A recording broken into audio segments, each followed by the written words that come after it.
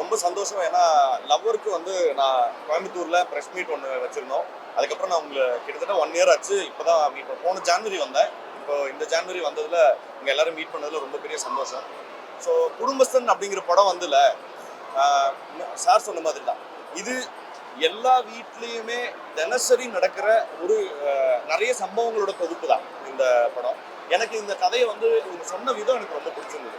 இன்னைக்கு தேதிக்கு அவங்க வந்து ஒரு சாகசம் இருக்கிற ஃபில்ம், ஒரு அட்வென்ச்சரஸ் ஃபிலிம் எடுக்கணும் அப்படின்னு சொல்லி தான் ஸ்டார்ட் பண்ணியிருக்காங்க எழுதுறத.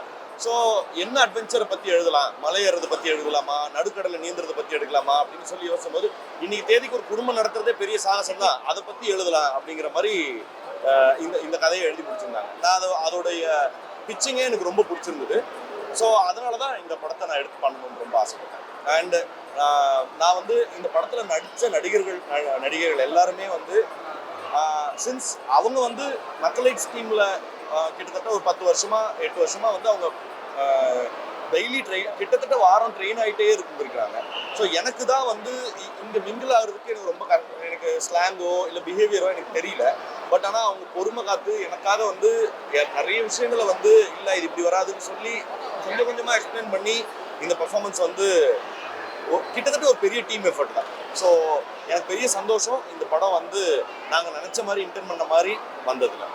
அண்ட் ஆல்சோ இந்த படத்தில் ஒர்க் பண்ண நிறைய பேருடைய ஒர்க்குக்கு நான் முன்னாடியே ஃபேனாக இருந்திருக்கேன். நான் இவரோட டைலாக்ஸை அடிக்கடி நான் அப்படி சொல்கிறீங்களான்ற ஒரு டைலாக் சொல்லியிருப்பாரு. அதை வந்து நான் அடிக்கடி நினச்சி சிரிச்சது வந்து நான் என் ஃப்ரெண்ட்ஸ்கிட்டே பேசிகிட்டே இருப்பேன் அதை பற்றி. அப்புறம் சார் பற்றி சொல்லணும். சார் வந்து ஜென்ரலாகவே பொதுவாக நான் இங்கே நக்கலைட்ஸ் டீமில் அவர் எப்படி பார்க்குறாங்கன்னா ஒரு பெரிய மென்டார் போல்.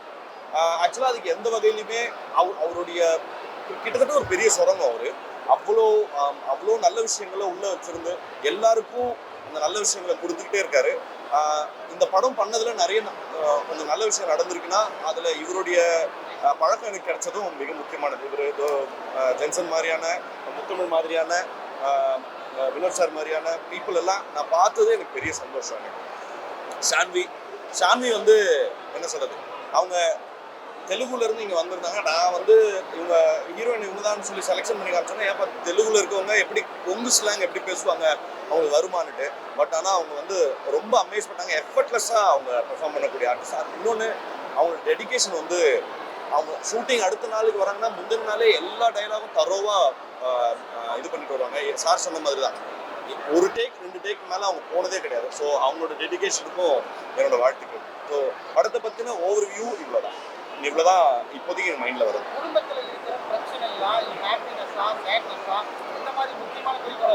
இப்போ எப்படி சொல்லலாம்னா நிஜமா ரெண்டுமே ஒரு குடும்பம்னா எல்லாமும் உண்டு தான் சார். சுகதுக்கம் ரெண்டுமே இருக்கும் தான். பட் ஆனால் அதை ரொம்ப சோகமான பூச்சி இல்லாமல் பயங்கர சிரிக்க சந்தோஷமா, இப்போ போஸ்டர்ஸ் எல்லாம் பார்க்கும்போது அதில் ஒரு தொனி தெரியுது இல்லை, பயங்கர சந்தோஷமா காமெடியா அப்படியான ஒரு அப்ரோச் தான் அந்த படம். ரொம்ப பிடிக்கிற மாதிரி ஜனரஞ்சகமா ஃபன்னியான ஃபில்மா தான்.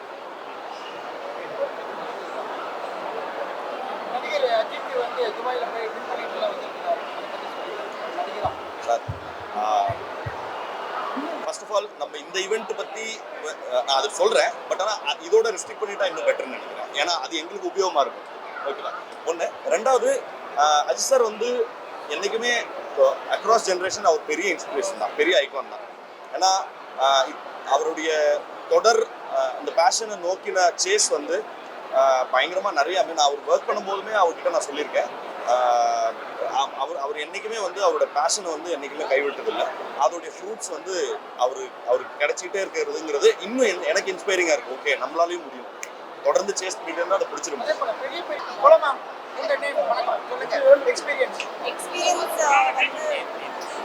என் பேர் சாந்தி மேக்னா. எக்ஸ்பீரியன்ஸ் வந்து ஆக்சுவலி நிறைய விஷயம் நான் கற்றுக்கிட்டேன் ஷூட்டிங் பண்ணும்போது. நிறைய கிரேட் ஆக்டர்ஸ் கிட்ட நான் நடித்தேன். அதனால எனக்கு ரொம்ப சந்தோஷமாக இருக்குது. இந்த கோயம்புத்தூரில் ஃபர்ஸ்ட் டைம் ஆக்சுவலி.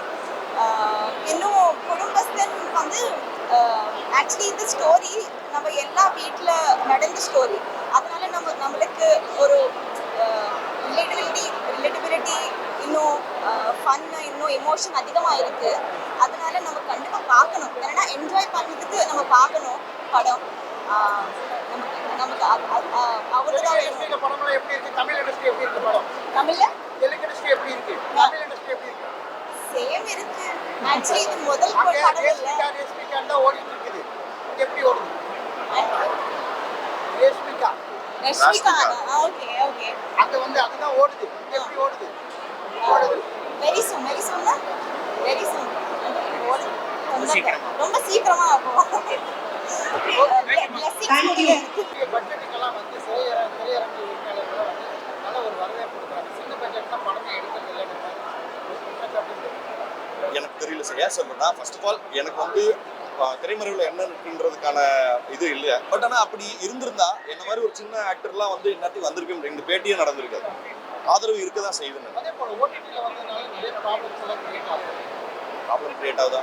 ஓடிடியில் வர்றதுனால படம் வந்து சரியாக மூவ் ஆகுது. அதான் சார், அது பெரியவங்க அவங்க பேசி முடிவெடுத்துக்குவாங்கன்னு நினைக்கிறேன். நான் அதை பற்றி கருத்து சொல்லி எதுவுமே நடக்க போகிறது. ஸோ ஒரே ஒரு ரெக்வஸ்ட் மட்டும், இந்த படத்துக்கான இதுவாக இருந்ததுன்னா எங்களுக்கு உபயோகமாக இருக்கும். அது மட்டும் கொஞ்சம் ஹெல்ப் பண்ணுங்க சார். ஓகே சார் ஒரு அப்கமிங் மூவி சொல்லு. இன்னும் பேர் வைக்கல. ஒரு ரெண்டு படம் சைன் பண்ணி வச்சிருக்கேன். ஆமாம் ஆமாம், ரொம்ப சந்தோஷமா இருந்தது.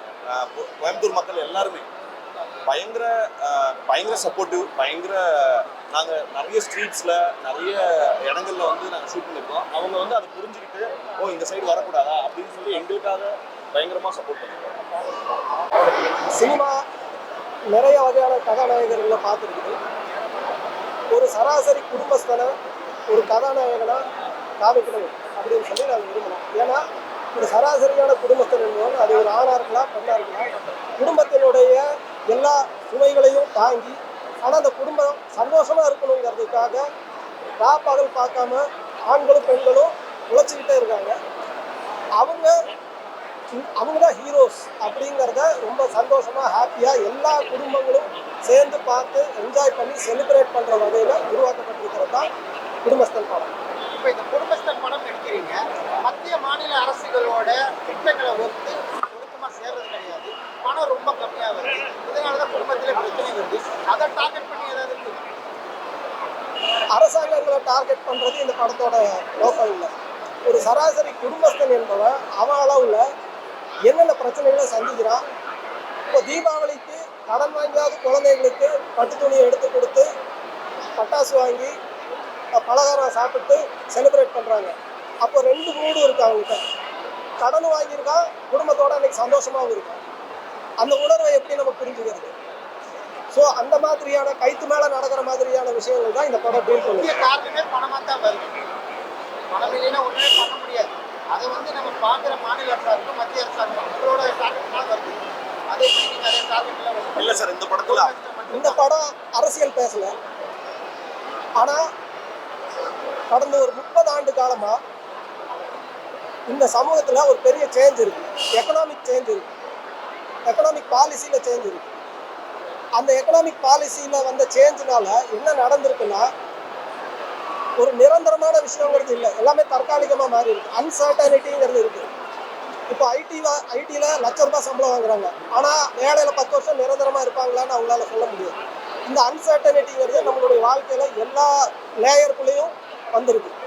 அப்போ அந்த அன்சர்டனிட்டி ஒரு தனி மனிதனை, ஒரு குடும்பத்தை, ஒரு சமூகத்தை எப்படி மாற்றிருக்குங்கிறத ஒரு சோசியலாக ரொம்ப காமிக்கலாக சந்தோஷமாக பகடியாக சொல்கிற ஒரு படம் தான் குடும்பம். ஓகே, நன்றி. ஒன்றும் இல்லை, நான் எக்ஸ்பீரியன்ஸாக யூடியூப்லேருந்து சினிமாவுக்கு மாறுற அந்த டிரான்ஸ்லேஷன் இருக்குல்லன்னா அதுதான் ரொம்ப ரொம்ப மெயினாக நான் பார்க்குறேன். ஒரு டீமாகவே நாங்கள் உள்ளே வந்திருக்கிறது. அது மணி சார் வரும்போது அதுக்கான ரெக்கக்னிஷன் வந்து அந்த ஃபர்ஸ்ட் ஃபேஸ்லேயே கிடச்ச